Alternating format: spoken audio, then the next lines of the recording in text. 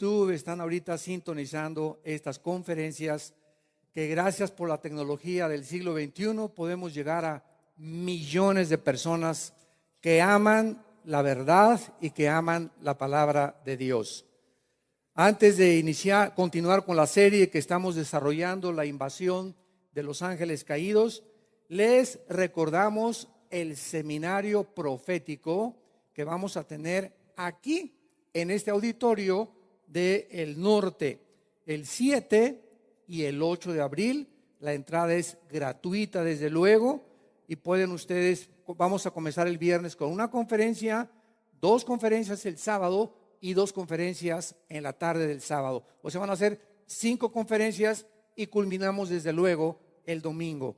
Así que el 7 y el 8 de abril traigan ustedes a las personas, va a ser de puras profecías bíblicas del Apocalipsis, del Anticristo, de la segunda venida, el arrebatamiento, y no pueden perder la secuencia. Así que pues no vengas el sábado en la tarde porque no viniste en la mañana y entonces ya no sigue la secuencia de cómo cronológicamente vamos a desarrollar este tipo de conferencias. Este folleto lo pueden conseguir, lo están repartiendo, seminario profético el 7 y el 8 de abril. Y mi esposa y yo le damos muchas gracias a Dios de poder estar más tiempo ya aquí en México con todos ustedes, con las iglesias en México, y hemos cancelado ya casi el 80% de nuestras salidas al extranjero para quedarnos con México lindo y querido. Amén. Muy bien. Abran sus Biblias en el capítulo 6 del libro del Génesis.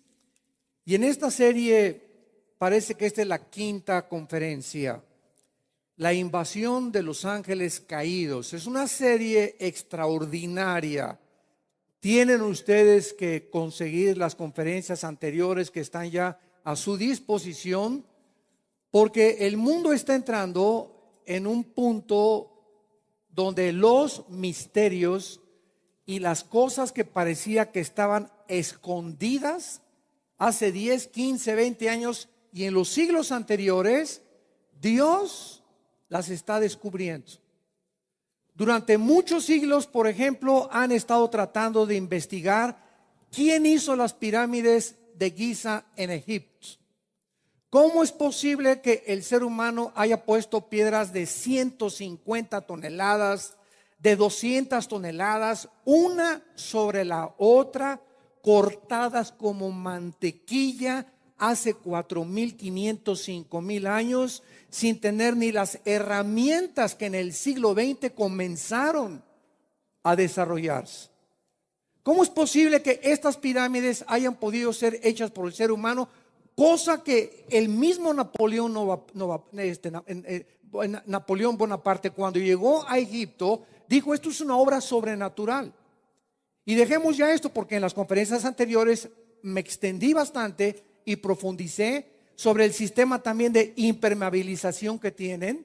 Qué increíble que estas pirámides de más de 4,000 años no se hayan erosionado con el viento. En la casa tuya y en la nuestra tengo que impermeabilizar. Este edificio lo tenemos que impermeabilizar cada 2, 3 años, cada 5 años. Todo requiere protección. Estas pirámides nunca se han impermeabilizado, nunca se les da una capa de pintura y permanecen intactas en más de 4,500 años. ¿Cómo es posible que esta misma estructura aparezca cientos de kilómetros en Machu Picchu en Perú, en Bolivia, en Stonehenge en Inglaterra, en el Yucatán, en las pirámides de Quetzalcóatl y de Chichén Itzá, en Israel, al norte del Galilea, donde hay 5 círculos de piedras de más de 100 toneladas que no se pueden ver desde el punto de vista humano? Tienes que subirte a un avión para ver desde arriba, arriba del mar de Galilea, que están esta construcción parecían que fueron observatorios celestes que hace 4 o 5 mil años fuimos visitados, dicen, por extraterrestres.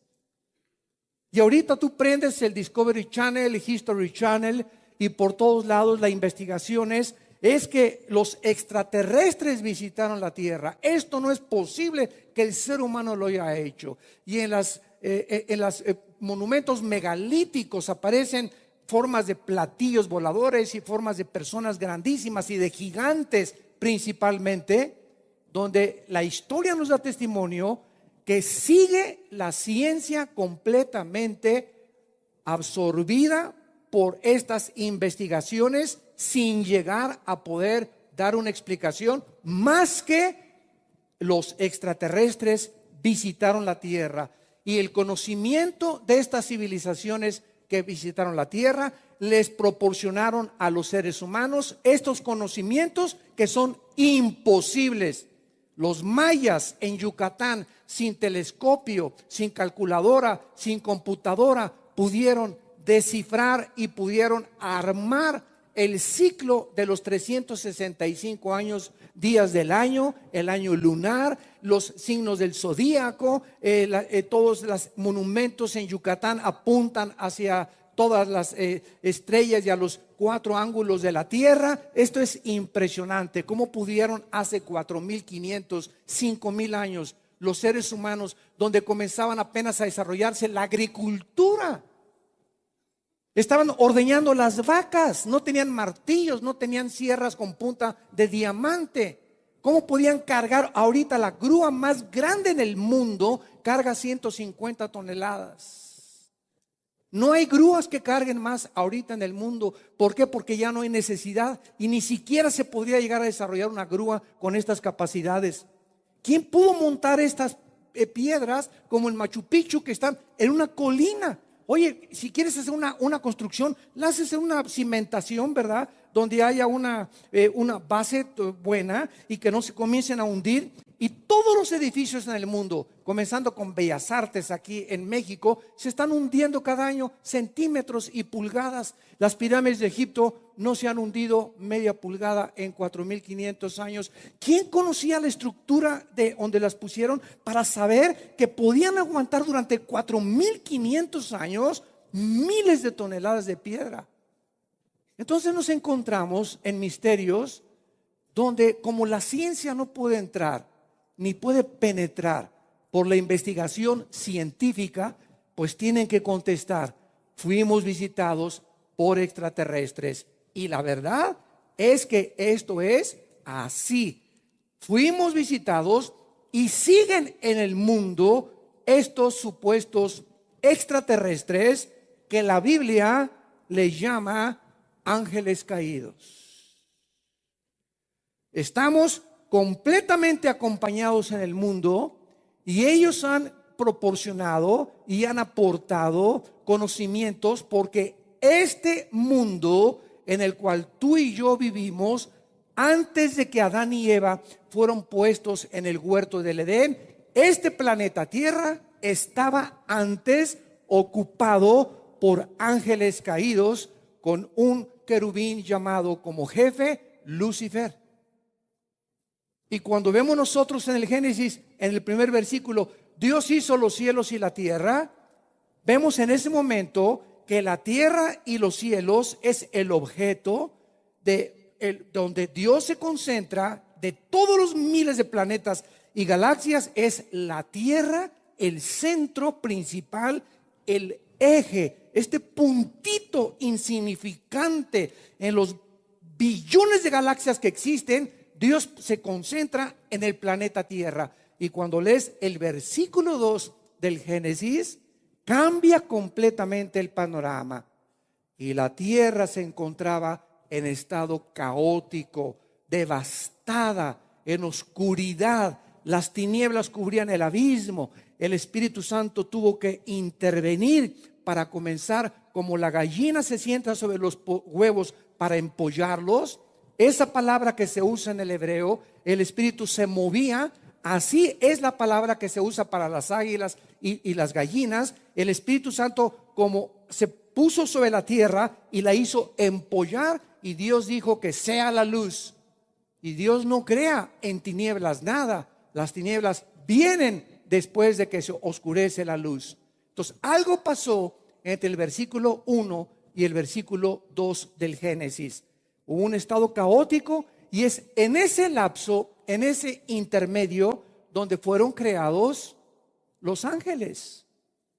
Por ejemplo, lo vamos a ver más adelante en Job, capítulo 38, dice la Biblia que los hijos de Dios, que es una frase que se refiere a los ángeles caídos, estaban con Dios cuando Él estaba tomando las medidas del mundo, y se regocijaban como Dios ponía las medidas, el diámetro del mundo, la circunferencia del mundo. Dios calculó matemáticamente la forma de la tierra, la velocidad de la tierra sobre su eje, sobre el sol en 365 días, cómo Dios pudo calcular cronológicamente y cronométricamente la distancia entre el sol y la luna para que hubiera invierno, primavera, verano y otoño, para que pudiéramos nosotros habitar. Dios hizo una atmósfera entre oxígeno y hidrógeno y gases perfectos para que nosotros pudiéramos respirar, y nuestros alvéolos pulmonares fueron diseñados exactamente para el mundo en el cual nosotros estamos, y las manzanas de la tierra y las uvas y los frutos y todo lo que existe a nuestro alrededor fue diseñado para nosotros. Pero antes de nosotros ya existían los ángeles. Ya existían los ángeles, y la rebelión de los ángeles angelical hizo que Satanás se viniera a este planeta. Dice la Biblia en Isaías 14 del 12 al 14, que Satanás cayó aquí en la tierra, y de aquí dijo: subiré y seré como el Altísimo, sobre las estrellas pondré mi trono. O sea, Satanás planea un asalto al cielo de abajo hacia arriba. Él no estaba en el cielo, él estaba aquí en la tierra. Subiré y seré como el Altísimo. Y fue rechazado, y cuando Adán y Eva son puestos en el huerto del Edén, ahí se encontraba la serpiente antigua, el dragón llamado Satanás. Que Satanás no es su nombre. La palabra Satanás significa adversario o enemigo. Diablo significa acusador. Entonces son títulos nada más. El nombre de él es Lucifer, la estrella resplandeciente de la mañana, o el que porta la luz, el querubín más perfecto, la obra más grande de arte de Dios que Dios jamás haya hecho nunca, fue Lucifer. Coronado con sabiduría, con poder, con esplendor, con belleza. El capítulo 28 de Ezequiel, que lo vamos a ver después, ¿verdad?, nos muestra cómo fue creado Lucifer, y este esplendor hizo que se ensoberbeciera y llegara a creer que puede ser igual a Dios. Y es el mismo sentimiento de los seres humanos que fuimos criados después de ellos. Cuando el ser humano dice: yo no necesito a un Dios que me dé mandamientos. Este libro no tiene por qué ser mi manual de la vida. Yo puedo establecer mis reglas de la moral. Si quiero ser homosexual, que ese es tu problema, no te metas conmigo. Si quiero robar, ese es mi gusto. Si quiero ser lesbiana, ese es mi gusto. Yo pongo las reglas. A mí nadie me tiene que decir qué es bueno y qué es malo. Yo voy a determinar qué es bueno y qué es malo. En ese momento te estás poniendo en la misma posición de Lucifer. Ser como Dios. ¿Y sabes una cosa? Que tú no eres Dios, ni yo soy Dios tampoco. No somos autónomos.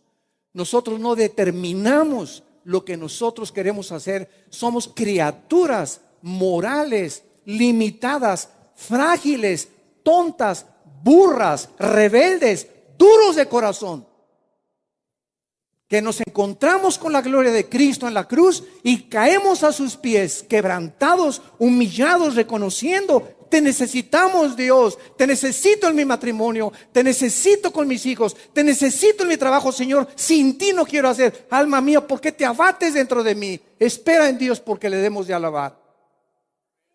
Y cuando hay esa necesidad del ser humano de reconocer que no puedes vivir sin Dios, es cuando Jesús entra a tu vida, en la persona del Espíritu Santo, y comienzas a entender que no somos dioses, y que si tú rechazas a Jesús, estás siguiendo los pasos de Lucifer, tu autoindependencia, tu autonomía, y no somos dioses.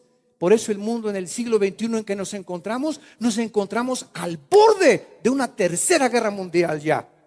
Ya se oyen los tambores y los cascos del Apocalipsis en el cielo, y el mundo se dirige ya con los tambores de guerra. Otra vez, Estados Unidos acaba de invertir bajo esta nueva administración más del 60% del presupuesto en armas nucleares. Y cuando oye eso la China, y cuando oye eso Inglaterra, y cuando oye eso Rusia, están siguiendo los mismos pasos, los tambores de guerra. Y la Biblia dice: oiréis de guerras y rumores de guerras, y será el principio de los dolores. Entonces la Biblia, cuando la abrimos, nos corre las cortinas y nos muestra que efectivamente extraterrestres visitaron la Tierra y ahora la siguen visitando. Nada más que de diferente forma, y eso lo vamos a ver después. Pero aquí este planeta estuvo habitado, y estas estructuras que ahorita nadie sabe ni comprende, que la única conclusión es imposible. Los mismos científicos, astrofísicos, geólogos, antropólogos llegan a la conclusión: estas construcciones no las hicieron los seres humanos. Imposible que los seres humanos las hayan hecho. Y lo más interesante también, que es muy paradójico, es que las construcciones de Egipto, las de Machu Picchu, las de Stonehenge, las del norte de Israel, las de las islas enfrente de la China y del Japón, y de todas estas cosas que vemos anormales y los círculos que hay en la tierra, coinciden todos, y nos habla que si esto fue construido hace 4 o 5 mil años, ¿cómo pudieron saber los que estaban construyendo en Egipto comunicarse con los de Machu Picchu y decirles que hicieran lo mismo con las de Stonehenge en Inglaterra, con las que están en las islas, con las que están en Bolivia, con las que están en México? ¿Cómo se pusieron de acuerdo todos que fueran pirámides y monumentos megalíticos de 100, 150, 200 toneladas de peso cada piedra? No tenían WhatsApp, no tenían iPhone, no tenían manera de comunicarse. ¿Cómo es que coincidan? Parecería, ¿verdad?, que los que hicieron esto hace 4.500 años o 5.000 años eran personas o entidades que no eran seres humanos, y que este conocimiento lo dejaron como una huella de que aquí el mundo estuvo habitado, tal como la Biblia lo dice, por ángeles caídos. Ahora vamos a ver también en la segunda conferencia que una cosa es muy diferente: los ángeles caídos de los demonios. Dice en Efesios 6:12, ayer lo comentamos en el desayuno, en la conferencia sobre los ángeles, el ejército de Dios, que no tenemos lucha contra sangre y carne.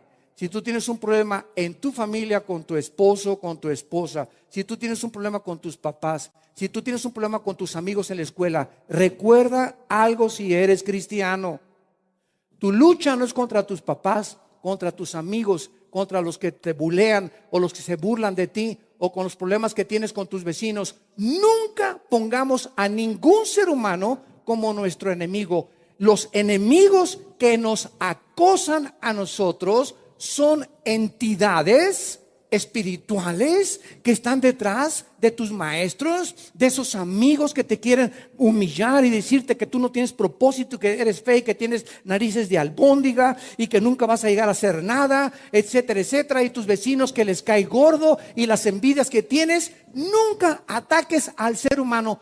Híncate. Comienza a orar por esas personas, por mi maestro, por mi esposo. Mi esposo no lo voy a cambiar. Espíritu Santo, tú eres el único que puedes cambiar a mi hijo, a mi esposa, a mis hijos, a mi cuñado, a mi jefe en mi trabajo. Nosotros no somos dioses. No perdamos de vista la guerra espiritual. No tenemos lucha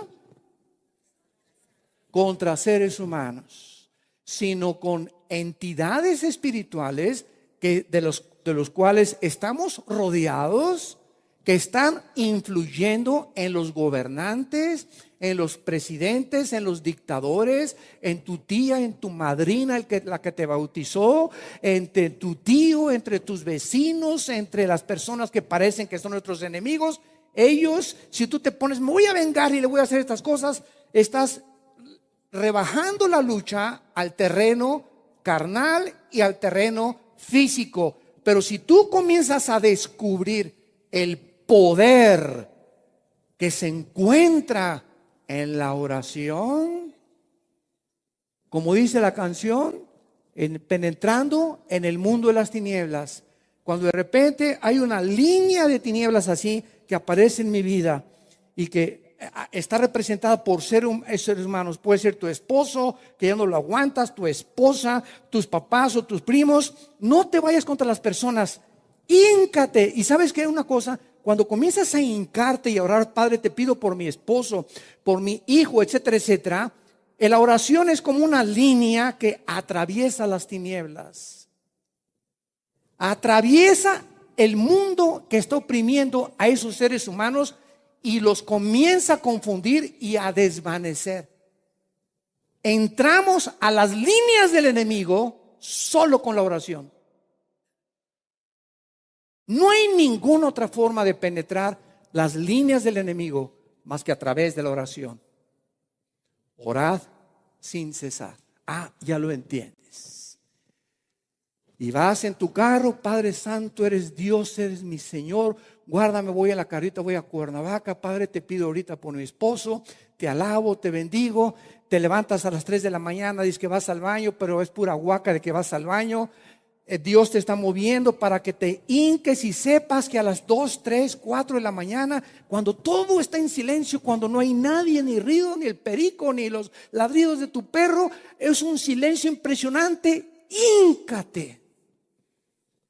Yo te desafío a que lo hagas. Híncate. Y yo le digo a Dios, y hace muchos años, Padre, te ruego, por favor, despiértame. Me encantan las 3 de la mañana. No tiene que ser esa hora, a lo mejor a ti te gusta a las 5, a las 4, no sé. Pero a mí me encanta, digo, Señor, siempre a las 3, y se los digo, tengo años que Dios, de alguna forma, ¿verdad? Con el pretexto del baño, me despierta a las 3 de la mañana, 3 y cuarto, 2:45. Y es el tiempo más hermoso y más precioso. Descargo echando toda mi ansiedad sobre Dios, pidiéndole por esto, por mis hijos, por la familia, por las iglesias, por las ovejas. Y estás listo y comienzas con esa oración a penetrar el mundo de las tinieblas. Y ya cuando te despiertes ya no está, ni el perro te ladra. ¿Quieres que se componga tu vida? ¿Quieres que se compongan las cosas? ¿Quieres prosperar en la vida? ¿Quieres que se componga tu familia? ¿Quieres cambiar a tu esposo? ¿Quieres cambiar a tu esposa? ¡Ora! ¿Le crees o no le crees a Dios? Orad sin cesar. Génesis 6 nos habla y nos describe el primer ataque a la genética del ser humano. Esto es maravilloso y es increíble. Siempre casi me gusta usarlo como una de las más grandes evidencias de que el libro que tenemos en nuestras manos es inspirado sobrenaturalmente por el Dios creador de los cielos y de la tierra. Las evidencias de la Biblia son abrumadoras.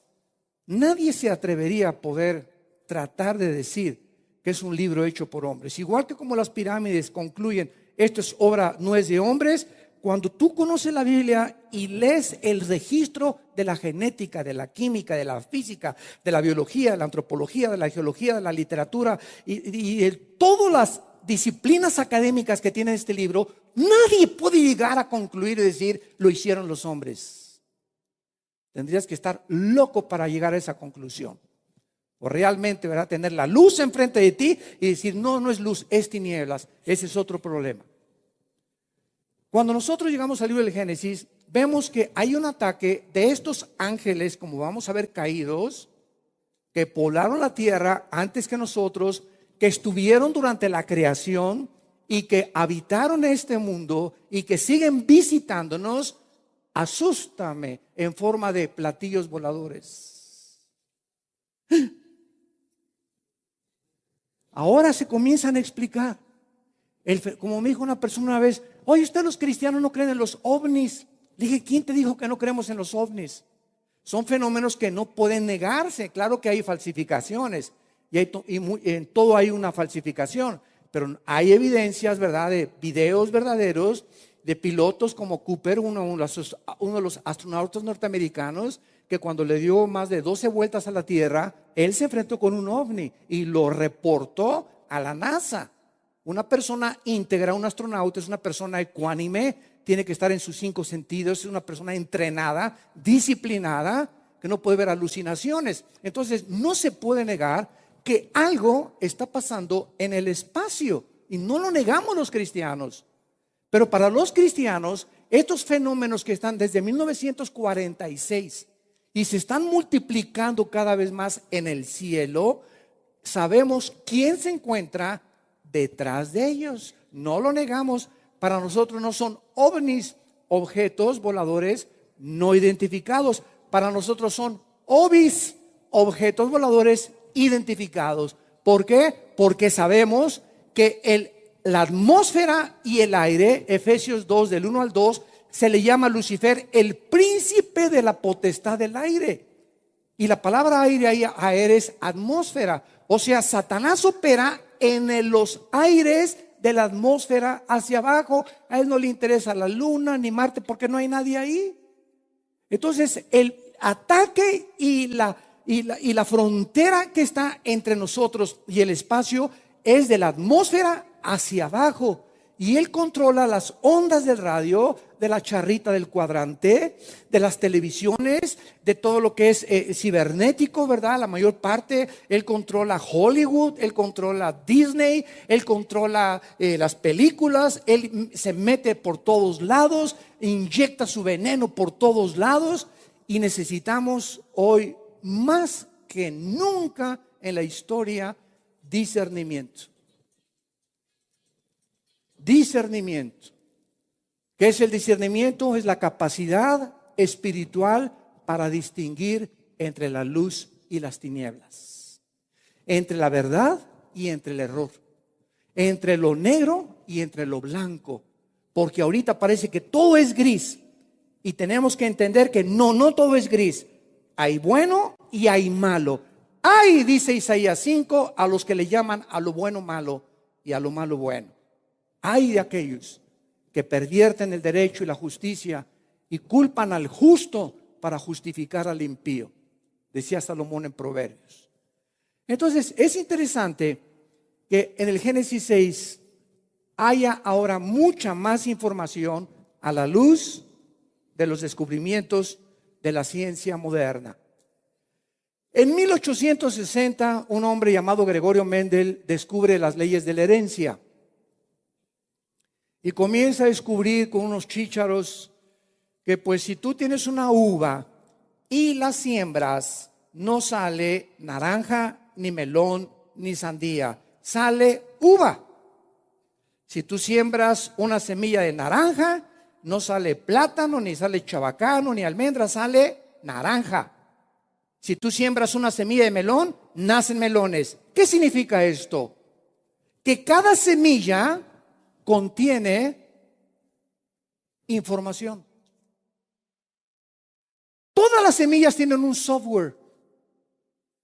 Y ahora con el descubrimiento de la tecnología, cuando comenzamos a inventar los softwares, por ejemplo, tú tienes un software y este software lo pesas, ¿verdad? Y no pesa, pero nada absolutamente sobre una báscula. ¿Por qué? Porque como simple material no tiene ningún valor. Pero ese software contiene miles de datos y de data, de información. Y si yo me encuentro un software y lo meto a una computadora, yo nunca podré concluir esta información la hicieron las arenas del mar. Pues se combinó el aire con la arena del mar, etcétera, etcétera. Y por un accidente, esa información inteligente se concentró en una cosa que es un software y que proporciona como una semilla información inteligente. El descubrimiento de la inteligencia o del diseño de la inteligencia es uno de los descubrimientos más grandes en los últimos 15, 20 años, de que es imposible que vengamos de los animales y de que es imposible que seamos la obra y el producto accidental de una explosión en el espacio. Y por más que haya una explosión en el espacio, la pregunta es: la materia no produce el pensamiento. La materia no produce la conciencia. Y cuando llegamos con esta línea elemental de lógica, concluimos como están concluyendo los científicos y los astrofísicos. ¿Sabían ustedes que ahora el 35% de los astrofísicos se están convirtiendo? Y aceptando que es imposible que vengamos de un chango. ¿Saben ustedes lo que dijo Samuel Crick? El que descubrió en 1954 la hélice del ADN, del ácido desoxirribonucleico. ¿Saben lo que dijo este científico inteligentísimo en la genética, que penetró en los misterios del ADN? ¿Saben lo que dijo? Yo no creo en la evolución, es una tontería. Para mí, los extraterrestres sembraron semillas y así nació la vida en la tierra. Virgen del Socorro. Increíble, pero cierto. ¿Cómo puede una persona con una mentalidad tan grande en la genética estar tan oscuro en su entendimiento en el área espiritual? Y así pasa con grandes personas que son inteligentísimos en la ingeniería, en la tecnología, en las ciencias, en lo que tú quieras, pero en el área espiritual están ciegos. No ven más allá hasta que se conviertan, dice en 2 Corintios 3, las vendas se les caen de los ojos y reconozcan a Dios. Cuando Dios en Génesis 3:15 le dijo a Satanás y a la primer pareja de la cual todos nosotros descendemos, Adán y Eva, que la semilla de la mujer iba a herir en la cabeza a la semilla de Satanás, y la semilla de Satanás iba a herir en el talón a la semilla de la mujer, o sea, Cristo. Lo interesante de esto, desde que se descubrió la genética, pero más a partir del siglo XX, de la década de los 50, 60, donde la genética ahorita ha evolucionado impresionantemente al grado que se quieren ya clonar los seres humanos. Lo interesante de esto, damas y caballeros y santos de Dios, es que apúntalo hoy en tu Biblia en Génesis 3:15. La palabra semilla es la palabra hebrea sera con Z, que significa esperma. Esperma. A ver otra vez. Vamos a barajearla despacio. Entonces, esto es maravillosa la Biblia. El esperma tuyo, le dice Dios a la mujer, de un esperma tuyo va a salir alguien que va a vencer al esperma que va a producir Satanás, que en este caso la obra de arte de Satanás sería el anticristo.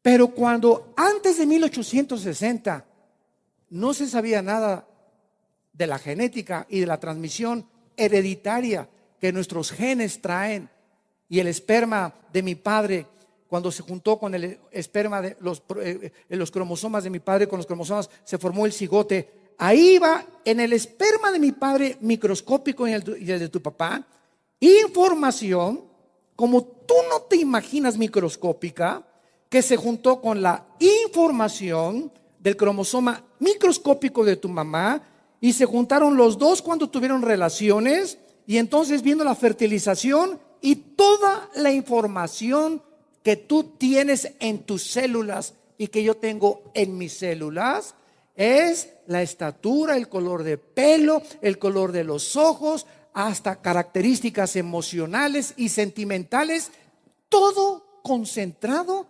microscópicamente en una célula. Increíble. Y cuando vemos nosotros esto, chocamos con la Biblia. A ver, vamos a barajearlo otra vez, Señor. A ver, señor teólogo, explíqueme esto. Las mujeres no tienen semilla. El que tiene la semilla es el varón. Amén. Nosotros somos los varones, los portadores de la semilla, porque nosotros tenemos un cromosoma que las mujeres no tienen, que es el cromosoma Y. Las mujeres tienen dos cromosomas XX y nosotros tenemos XY, y lo sigo repitiendo e insistiendo porque esto es maravilloso. Entonces, si tú eres varón y yo soy varón, es porque el cromosoma Y de mi papá fertilizó los dos X de mi mamá y salimos varones. ¿Qué les digo? El cromosoma determina el género. Si es X, es mujercita. Si es Y, es hombre. Entonces, ¿cómo dice Génesis 3:15 que la semilla de la mujer? Pues en aquel tiempo todavía no tenían los medios de investigación que tenemos nosotros, pero pasaron los siglos. Y entonces, como unos 30 siglos después, Dios le revela a un profeta llamado Isaías en el capítulo 7. Fíjese la revelación de Dios como es progresiva. Tu semilla, y nadie entiende esto, pasa el tiempo y da más información, Dios, más luz. Pero una mujer virgen parirá al Mesías. Ya hay más información, pero viene más complicación. A ver, primero, la semilla no la trae la mujer. Ahora, una virgen es la que va a parir al Mesías, pero ¿cómo puede, si es virgen, parir al Mesías? Una virgen no puede parir a nadie porque es virgen. Tendría que dejar de ser virgen para parir a un hombre, ¿correcto? Entonces seguía el misterio. Y este misterio Dios no nos lo revela hasta llegar al Evangelio de Lucas y al Evangelio de Mateo.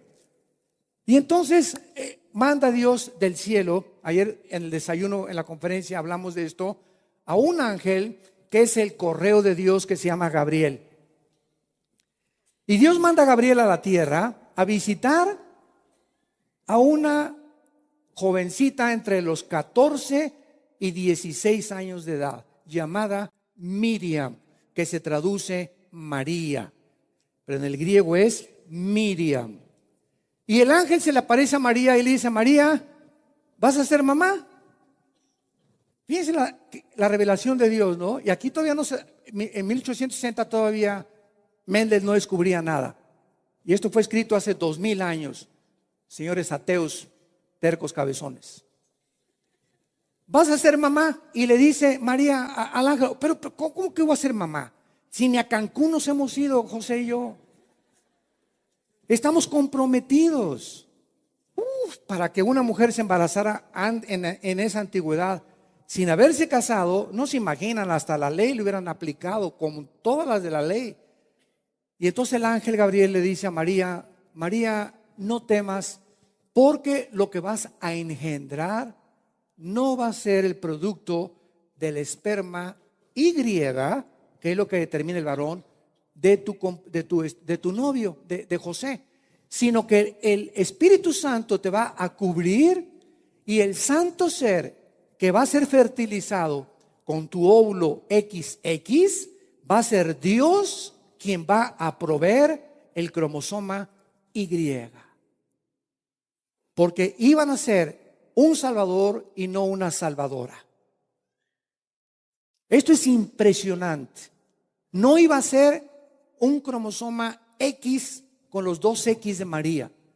Tenía que ser el cromosoma Y, que es el que determina el género masculino. ¿Por qué tenía que ser varón? Simplemente porque la infección del pecado la traemos los hombres. Desde que se infectó Satanás en su cromosoma Y, todos los cromosomas Y de todos los varones que nacen, todos nacimos infectados. En otras palabras, ¿entiendes ahora Romanos 5:12? Te lo sabes de memoria, ¿para qué lo buscas? De la manera que el pecado entró al mundo por un hombre, el pecado pasó. Esto fue escrito hace 2000 años por el apóstol Pablo. Esa palabra pasó es una palabra genética. Pablo ya está hablando que algo se transmitiría de generación en generación. Así el pecado pasó a todos.